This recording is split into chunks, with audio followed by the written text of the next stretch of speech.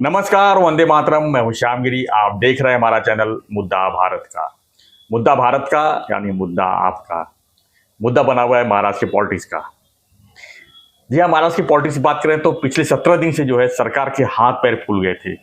वो इसलिए कि मराठा आरक्षण को लेकर मनोज जरांदे पिछले 17 दिन से अनशन में बैठे थे और अपनी मांगों को लेकर लगातार सरकार पर दबाव बना रहे थे और सरकार पूरी तरह से मुसीबत में आ गई थी। आखिर में ये मामला कैसे सुलझाया जाए? फिलहाल वो मामला अभी तो सुलझा हुआ लग रहा है, लेकिन क्या 1 महीने बाद फिर इसकी किस तरह की इसकी व्याख्या होगी, क्या इसका रिजल्ट होगा, इसी पर हम बहस करेंगे हमारे सहयोगी अनिल थत्ते जी से और जानेंगे कि मराठा आरक्षण का विषय जो है किस तरह आगे बढ़ेगा। सर, क्या लगता है आपको? आज तो मुख्यमंत्री ने अपने हाथों से उसको जूस पिला के मनोज जरांदे का कुपोषण खत्म कर दिया। 1 महीने का उनको अल्टीमेटम दिया गया है। 10 दिन और दिए। 10 दिन और दिए। 40 दिन। क्या लगता है ये अल्टीमेटम के बाद क्या कुछ और नया कुछ देखने को मिल सकता है? इसमें सबसे बड़ी बात ये है, एकनाथ जी शिंदे हमारे मेरे और आपके भी मित्र हैं, तो हमेशा हमारे मन में उनके प्रति आदर और प्रेम भावना तो रहती है, कौतुक भी रहता है हमारे थाने का मुख्यमंत्री है करके। मगर जिस तरह से उन्होंने ये पूरा इशू है हैंडल किया, तो शुरू में लोगों को लग रहा था कि इनके हाथ से निकल गया है, क्योंकि वो दूसरे लोग भी रहते ना, दूसरे लोग कूद रहे थे, घी डाल रहे थे उसमें। हाँ, आग में घी डाल रहे थे, बिल्कुल। मगर मैं बोलूँगा कि शिंदे साहब के लिए 3 अचीवमेंट इससे हो गए। एक तो आज तक मराठा समाज के कैवारी और उनका पक्ष लेने वाले बड़े नेता करके शरद पवार साहब थे। जी बिल्कुल। तो अभी उनकी जगह मराठा समाज में एकनाथ शिंदे जी ने ले ली, क्योंकि जिस तरह से उन्होंने ये हैंडल किया पूरा मामला, उसमें एक अपने जाति के प्रति संवेदनशीलता थी जी। उसी के साथ अन्य जाति जो है, ओबीसी है, अन्य है, उनके बारे में भी पूरी सहानुभूति, बिल्कुल बिल्कुल, सहकार्य और ऐसी भावना थी कि मैं किसी के ऊपर अन्याय नहीं होने दूंगा, मगर इनको भी न्याय दूंगा। सर, ये कभी कभी क्या होता है, एक का न्याय दूसरे के लिए अन्याय बन जाता है। वही होने वाला था, अभी होने वाला था। मगर शिंदे साहब ने वो हौसला सब में पैदा किया, विश्वास पैदा किया कि भाई ओबीसी और अन्य लोगों को बताया कि भाई विश्वास रखो, आपके ऊपर नहीं अन्याय होगा। और वो शब्द के पक्के हैं, वो एक बार शब्द दे दिया तो दे दिया, जान जा ली जाए कोई, राम क्या जान जाए पर वचन न जाए ना, ऐसा कुछ है। तो वो उस प्रकार से है, तो उसकी वजह से वो महाराष्ट्र के जो मराठा हैं उनके लिए एक आशा का स्थान बन गए। दूसरा एक ऐसा हो गया कि पॉलिटिकल मैच्योरिटी, डेप्थ और डीलिंग विद द इश्यूज, इसमें आज तक फडणवीस साहब का नाम लिया जाता था कि भाई संकट मोचक है, वो महाजन को बोलते हैं मगर संकट मोचक असल में फडणवीस ही है। तो उनके फॉर्मूले थे अलग अलग तरह से, कोई भी सिचुएशन निर्माण, ये 18 मोर्चे मराठा लोगों के निकले, फिर भी वायलेंस नहीं हुआ था उस समय। इस बार भी वायलेंस लोगों ने नहीं किया, पुलिस ने किया, वो पुलिस दोषी है, उन्होंने नहीं किया होता तो यहाँ तक ये मामला ही नहीं आता था। तो आज तक ऐसा माना जाता है कि फडणवीस के सिवा कोई नहीं कर सकता है सॉल्व कोई इशू। फडणवीस साहब के साथ साथ मैं उनको भी साइड लाइन नहीं करना चाहता हूँ, मगर एकनाथ शिंदे साहब ने ये दिखा दिया कि फाइनल वर्ड चीफ मिनिस्टर करके मैं दे भी सकता हूँ, जिम्मेदारी ले भी सकता हूँ, और मामला कितना भी उलझा हुआ वह सुलझा सकता हूँ। क्योंकि जरांगे का उपोषण, ये अनशन तोड़ना मुश्किल था। बिल्कुल बिल्कुल, वो हट्टी है बहुत, और वो जिस तरह से बोल रहा था कि मुख्यमंत्री लाओ, उप मुख्यमंत्री लाओ, पूरा मंत्रिमंडल लेके आओ, नसीब उसने नहीं बोला पूरा विधानसभा लेके आओ, मोदी को लेके आओ, शाह को लेके आओ, मगर वो बोलता भी था और 2 दिन के बाद कि मैं मोदी आने के बिना नहीं करूंगा, क्योंकि वो उसका दिख रहा था। वो उसके बारे में आज नहीं बोलेंगे क्योंकि उसने अभी अभी अनशन छोड़ा है, तो उसके बारे में कुछ जो बहुत सारे गोप्यस्फोट है जी, मगर वो क्या है ना, वो अभी मैं इसलिए नहीं करना चाहता हूँ कि मराठा कॉज को धक्का न लगे। उसके गोप्यस्फोट करना आसान है, वो तो मेरे को ऐसी जगह से मिले हैं जी कि अब सोचेंगे नहीं और मराठा समाज भी नहीं सोचेंगे, ऐसे है। मगर मैं आज उसके बारे में निगेटिव नहीं बोलूंगा, क्योंकि आज अनशन तोड़ा है उसने। 17 दिन अनशन करना छोटी बात नहीं, 17 घंटे नहीं हो सकता है। तो उसने अपनी परिश्रम किया है, ताकत लगाई है, तपस्या की है। ठीक है, आदमी होता है तो उसकी कमजोरियां होती है कुछ न कुछ, वो समाज के लिए किया उसने, समाज को, हाँ, समाज के लिए किया, मगर उसकी कमजोरियां भी उसकी स्ट्रेंथ बन गई जी, ये भी बड़ी बात है। तो शिंदे साहब ने वो अच्छी तरह से किया, और एक कुशल प्रशासक करके, सर महाराष्ट्र के मुख्यमंत्री है, वो वहां जाते हैं तो कुछ लोगों को लगता था कि उनका अपमान हो गया, जी इंसल्ट हो गया, उनको झुकना पड़ा, शरणागति लेने पड़ी। पर इस तरह से कोई भावना लोगों के मन में निर्माण किए बिना उन्होंने मामला सुलझाया। जी नहीं तो लोग बोलते थे बघितलं त्याच्या पाया पडायला गेले, ऐसा बोल लेते थे। मगर उन्होंने एक उसका जो डिग्निटी, ग्रेस और स्टैंडर्ड रखना चाहिए था, वो रख के कॉम्प्रोमाइज किया, तड़जोड़ किया, शरणागति नहीं ली। It was not a surrender, it was a compromise. और कॉम्प्रोमाइज आसान था उनके लिए, क्योंकि वो बेसिकली बाय हार्ट ओबीसी के साथ में है। वैसे मराठा समाज के साथ में वो खुद मराठा थे, तो अभी शरद पवार बने हैं मराठा समाज के लिए। और ये वो विषय- शरद पवार और ये- माइनस इज यस, डिस्क्वालिफिकेशन। और ये विषय एक दिन में खत्म होने वाला नहीं था, ये हाँ, सुलझाने उसके वाला बारे में तो अगला प्रश्न Yes, आपका आएगा, तो जी, मैं जी। बोलूंगा उसके बारे में। मगर शिंदे साहब की प्रतिमा था। जी बहुत एकदम उभर के सामने आई, और इसकी वजह से मराठा समाज में उनके प्रति एक क्या बोलेंगे, भातृभाव, जिसको बंधु भावना बोलते हैं, वो जाग गई है। और उनके भरोसे अभी मराठा समाज आगे चले। जिस तरह से भरोसा उन्होंने मराठा समाज ने किया है शिंदे साहब के ऊपर, क्या लगता है जो अल्टीमेटम दिया गया है 30 या 40 दिन का जो भी दिया गया है, उसके बाद क्या लगता है इनको न्याय दिला पाएंगे शिंदे साहब? क्योंकि उनके हाथ में भी नहीं है, मामला पूरा सुप्रीम कोर्ट में है। तो क्या प्रयास होगा सर इस दौरान 40 दिन में? क्या प्रयास होगा? क्या उसको मॉडिफाइड करेंगे कि जो ये समाज को आरक्षण भी मिल जाए और किसी को नाराजगी भी ना हो, ओबीसी भी नाराज ना हो, और इनको जो जिस तरह से इनको आरक्षण चाहिए था वो पूरी तरह से इनके फेवर में हो जाए? सर, इसमें ऐसी बात है कि अभी फडणवीस ने हाईकोर्ट में जी ये आरक्षण जो था मराठा समाज का, वो किस तरह से बचाया, उसके बारे में कुछ क्ल्यू है जी कि किस तरह से मैनेज किया उन्होंने। मैं शब्द कर रहा हूँ जी, यूज, जो मैं ऑफेंड द कोर्ट परहैप्स, मगर फिर भी मैं बोलूँगा मैनेज किया। मैं मैनेज का अर्थ ये भी होता है कि वकील लोगों को अच्छा उन्होंने पाठ पढ़ाया, जी, ये भी होता है हो ना। सकता है। जरूर नहीं कोर्ट के ऊपर ही बिल्कुल। बदनामी है इसमें। हम ये बोल रहे हैं कि भाई वकीलों को अच्छा ब्रीफ किया।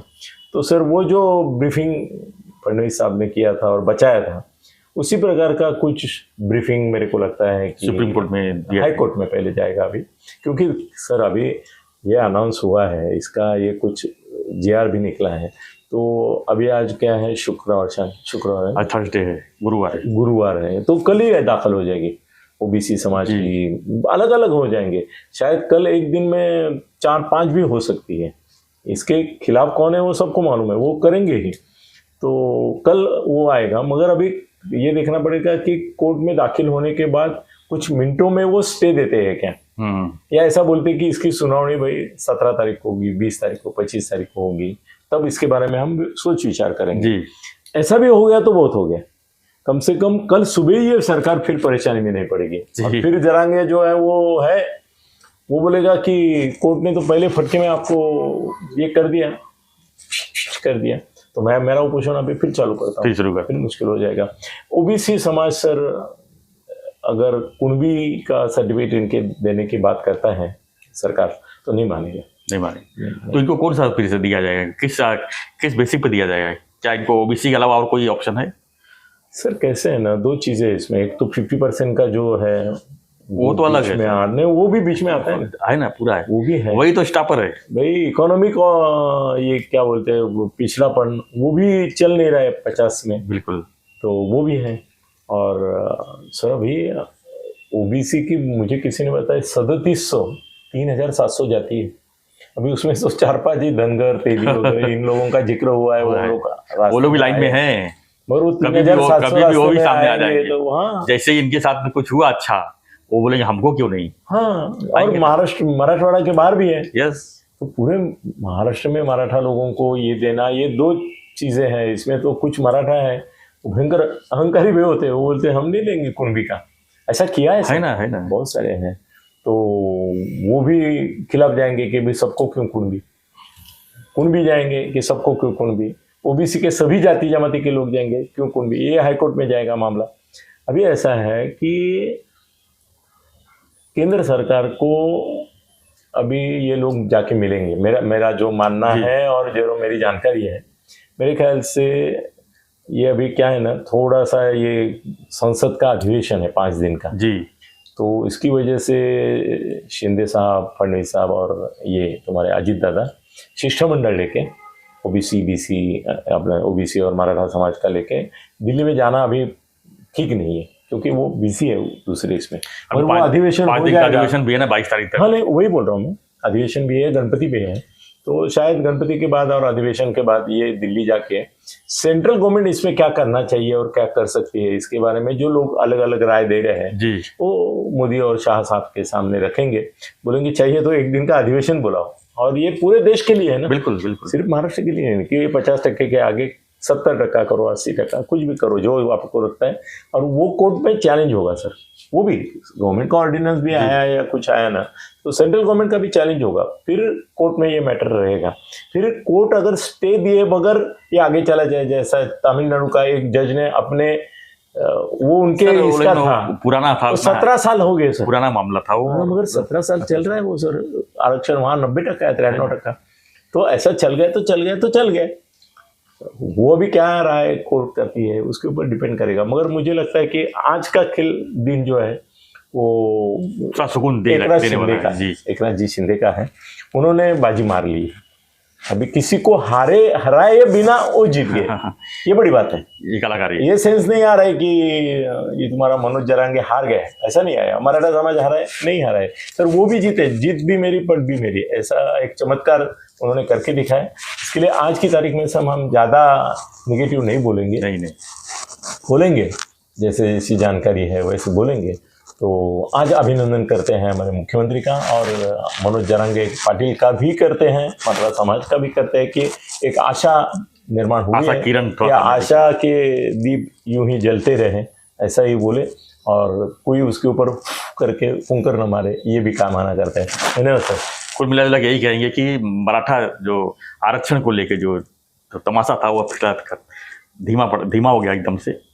हाँ नहीं सर, आंदोलन शुरू हो जाएंगे कल कोई से। धीमा ही बोल सकते हैं सर अभी क्या है ना, थोड़ा गणपति की वजह से आंदोलनकारी भी थोड़े शांत रहेंगे सर। महाराष्ट्र का बहुत बड़ा ये है उत्सव, ये गणेश उत्सव, और सब यंग लड़के जो आंदोलन में उतरते हैं वो सब गणपति में कार्यरत रहते हैं, तो शायद गणपति की बात करेंगे। अभी मोर्चे नहीं निकालेंगे जी, अभी परिषदें होगी, चर्चाएं होगी, ये होगा। मगर ओबीसी समाज अस्वस्थ है, मराठा समाज अस्वस्थ है तो ओबीसी भी अस्वस्थ है। वो अस्वस्थता अभी तुरंत उभर के आएगी कि बाद में आएगी, मगर आएगी। लेकिन ये आरक्षण का जो ये खेल है, ये चुनाव तक जो है काफी ऊपर नीचे कर सकता है सर। बहुत बिल्कुल महाराष्ट्र के चुनाव का रिजल्ट बदल सकता है। पर इसमें सर एक बात हुई है कि उद्धव ठाकरे बहुत एक्सप्रेस हो गए, वो ना घर के ना घाट के रहे जी, ना मराठा के साथ रहे ना ओबीसी के साथ, खाली ऐसे बोलते रहे और एक्सपोज हो गए। तो ये और एक बड़ी बात उद्धव ठाकरे के ऊपर भी करके, शायद पवार साहब के ऊपर भी इन्होंने बात किया कि इसकी आग लगाने का काम उन्होंने किया तो उनके ऊपर भी बात कर दी। तो शिंदे साहब का अभिनंदन, जरांगे को अभिनंदन के बदले में आभार मानूंगा जी कि महाराष्ट्र की परिस्थिति सुधारने में उसने मदद की। अभिनंदन तब करूंगा जब ये कायम रहेगा आरक्षण, उसके बारे में ये नहीं बोलूंगा कि उम्मीद कम है, मैं ये बोलूंगा कि आशा रखो। बिल्कुल, धन्यवाद सर। तो हम वीडियो समाप्त करने से पहले एक जो है आज हिंदी भाषी दिवस है, हिंदी भाषा दिवस है आज सर। मुझे तो अभी आपके हिंदी पत्रकारों का तो ये आया वो सर, आप तो उसके बारे में बिल्कुल बोलिए ना। इस अवसर पर मैं सभी को शुभेच्छा देता हूँ, और हिंदी नहीं तो मेरे ख्याल से देश में कुछ भी नहीं है, क्योंकि ये नेशनल भाषा माना जाता है हिंदी दिवस पे। हम उसकी व्याख्या करते हैं कि हिंदी जो है आज हर देश के किसी भी कोने में जाओ, कम से कम हिंदी एक सपोर्टिव भाषा, जिस तरह इंग्लिश है उसी तरह हिंदी जो है एक सपोर्टिव भाषा है, जो कि हर किसी को शायद इसके थोड़ा अगर किसी को कम आता है कहीं जाता है लेकिन समझ तो लेता है कम से कम। तो हिंदी दिवस पर हम जो है सभी लोग बधाइयाँ देते हुए अपनी वीडियो समाप्त करते हैं। हम मराठी होते हुए हिंदी भाषा का वीडियो बनाते हैं, बिल्कुल बिल्कुल, और प्यार से बनाते हैं उतने ही, इसका भी आपको ये रखना चाहिए। धन्यवाद। जय हिंद, जय भारत।